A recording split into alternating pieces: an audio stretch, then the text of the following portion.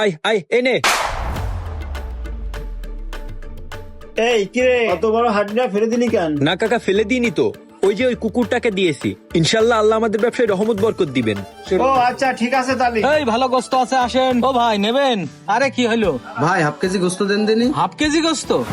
এই গোস্ত নেই, সামনেতে রিক্সা সরা দিনি, কাস্টমারে ঝামেলা হবে না, যাও। ভাই গোস্ত নেই মানে? এই যে গোস্ত আছে। এই গোস্ত হাত দিও না, যাও।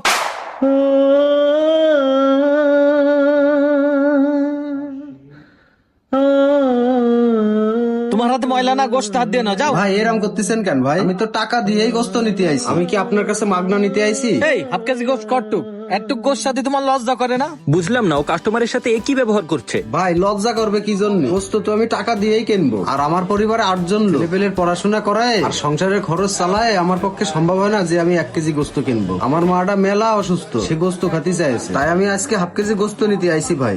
এই ভাই, তুমি বাংলা কথা বোঝো না? তোমার আমি বললাম না হাফ কেজি 100 গ্রাম গোশ আমি বিক্রি করি না, তাও তুমি এই জায়গায় দাঁড়ায় আছো, যাও এখান থেকে।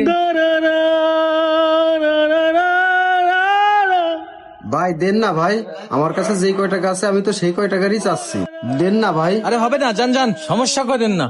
এই মাসুদ, আমার গোস্ত রেডি হয়েছে? হ্যাঁ স্যার, আপনার গোস্ত রেডি হয়ে গেছে, আমি এখনই দিচ্ছি স্যার। এই তোরে বললাম না তাড়াতাড়ি করতে, এত সময় লাগে কেন? হ্যাঁ হ্যাঁ স্যার, এখনই দিচ্ছি। এনেন আপনার গোস্ত স্যার, 10 কেজি আছে। হ্যাঁ তাড়াতাড়ি দে, এই নে টাকা।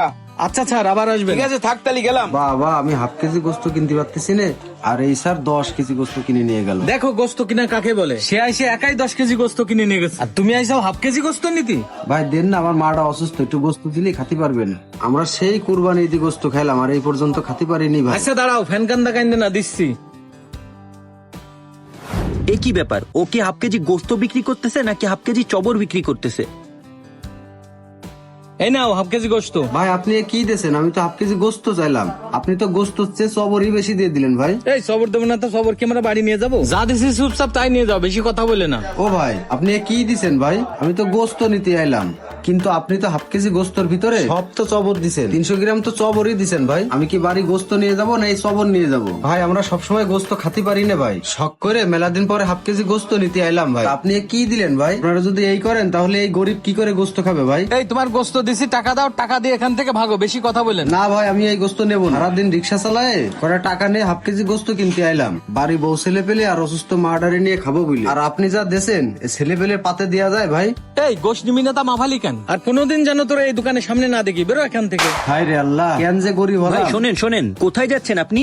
আপনার তো গোস্ত কেনার সামর্থ্য আছে, আপনি দাঁড়ান। না ভাই, আমি গোস্ত নেবো না, আমি তো হাফ কেজি গোস্ত নিতে এলাম। ওই ভাই আমার গোস্তর জায়গায় সব চবর দিয়ে দিচ্ছে ভাই, তাহলে আমি ওইটা কিনে কি করবো? আমার তো 1 কেজি গোস্ত কেনার সামর্থ্য নেই ভাই, আমার তো সামর্থ্য আছে হাফ কেজি গোস্ত কিনা, আর আপনারা তো হাফ কেজি গোস্ত বেচেন না, আপনারা তো গোস্তর বদলে চবর বেচেন, তা আমি ওইটা নিয়ে কি করবো ভাই? ও আমার লাগবে না ভাই, উনি বিক্রি করেছে বলে সবাই তো বিক্রি করে এমনটা না, আমি আপনাকে হাফ কেজি গোস্তই দিচ্ছি, আপনি চিন্তা করেন না। এই তুই হাফ কেজি গোস্ত বিক্রি করবি মানে? তুই কি এই বাজার ব্যবসা নষ্ট করবি? না ভাই, ব্যবসা তো আমি নষ্ট করতেছি না, ব্যবসা তো তোমরাই নষ্ট করতেছাও। এই আমি ব্যবসা নষ্ট করতেছি মানে? গোস্তের মধ্যে যদি সবর না দিই তাহলে ব্যবসা করবো কি করে? ভাই, ব্যবসা তো আমরা অবশ্যই করব, কিন্তু চবরটা লোক বুঝে দিতে হবে। হাফ কেজি গোস্ত কারা কিনতে আসে? যারা সচরাচর গোস্ত কিনতে পারে না। তারা অনেক আশা নিয়ে, তার পরিবার হয়তো চেয়ে বসে আছে যে বাবা গোস্ত নিয়ে যাবে আর বাসায় নিয়ে রান্না করে সন্তানরা খাবে, আর আল্লাহর রহমতে তো আমাদের গোস্ত বিক্রি করে লস হয় না। আর হাফ কেজি গোস্ত তো মানুষ প্রতিদিন নিতেও আসে না, মাঝে মধ্যে নিতে আসে, তাই হাফ কেজি গোস্ত যারা কিনতে আসে তাদেরকে চবর বেশি না দিয়ে সলিড গোস্তের মাংসই বেশি দিতে হবে। আর তারা এই হাফ কেজি সলিড গোস্ত পেয়ে যে খুশিটা হবে না, তাদের খুশির বদলে আল্লাহ তাআলা ইনশাআল্লাহ আমাদের রিজিক বহু গুণে বাড়িয়ে দিবে। যারা 2 থেকে 3 কেজি গোস্ত কিনতে আসে তাদের গোস্তর ভিতরে 200 থেকে 300 গ্রাম চবর দিলে তারা কিছু মনে করবে না, কিন্তু যারা হাফ কেজি গোস্ত কিনতে আসে এদের গোস্তর ভিতরে যদি তুমি 300 গ্রাম চবরই দাও তাহলে তাদের গোস্ত কেনার মানেই আসে না। হাফ কেজি গোস্ত শুধু গোস্ত না, এটা গরিবের স্বপ্ন ভাই। এজন্য যারা এই হাফ কেজি গোস্ত কিনতে আসবে তাদেরকে একটু ধরে মাংস দিয়ে দিও, কখনো এরকম চবর বেশি দিয়ে তাদেরকে ঠকিও না। আর যদি তুমি হাফ কেজি গোস্ত বিক্রি করো তাহলে তো তোমার লস হবে না, বরঞ্চ এরকম যারা যারা অসহায় আছে তারা তোমার কাছ থেকে এসেই গোস্ত কিনবে এবং তোমার গোস্তটাও তাড়াতাড়ি বিক্রি হয়ে যাবে ইনশাল্লাহ। ভাই তুমি কথাটা একদম ঠিকই বলেছো, আমি যদি এমন অসহায় মানুষদেরকে একটু গোস্ত ধরে দিয়ে দিই তাহলে আমার আর লস হবে না, বরঞ্চ তাদের দোয়ায় আমার ব্যবসায় আরো উন্নতি হবে। তাই এবার থেকে যারা হাফ কেজি গোস্ত কিনতে আসবে তাদেরকে আমি সলিড গোস্তটাই দেবো, যাতে তারা খুশি থাকতে পারে। আর ভাই তুমি কিছু মনে করে না, তোমার সাথে মেলা খারাপ ব্যবহার করে ফেলাইছি। পরবর্তীতে গোশত নিলে আমার দোকানে আইসো। আচ্ছা ভাই, আল্লাহ ভরসা। যাক আলহামদুলিল্লাহ, তুমি যে বিষয়টা বুঝতে পেরেছো এটার জন্য আমি অনেক খুশি হয়েছি। মনে রেখো, গরিবের খুশি কখনো টাকা দিয়ে কেনা যায় না, এটা অমূল্য। আর তোমার কাজের মাধ্যমে যদি একজন অসহায় মানুষ খুশি হয় তাহলে মহান আল্লাহ তাআলাও তোমার উপরে খুশি হবে। ভাই, এই নেন আপনার হাফ কেজি গোস্ত। জি ভাই দেন, এই নেন টাকা ভাই। আচ্ছা, আবার আসবেন ভাই। আচ্ছা ভাই, ইনশাল্লাহ। আর ধন্যবাদ ভাই, গরিবের দুঃখ সবাই বুঝতে পারে না, আপনি যে গরিবের দুঃখটা বুঝতে পেরেছেন তার জন্য আপনাকে অসংখ্য ধন্যবাদ। আল্লাহ আপনার ভালো করুক। আসি ভাই, আল্লাহ হাফেজ। আচ্ছা ভাই, ঠিক আছে।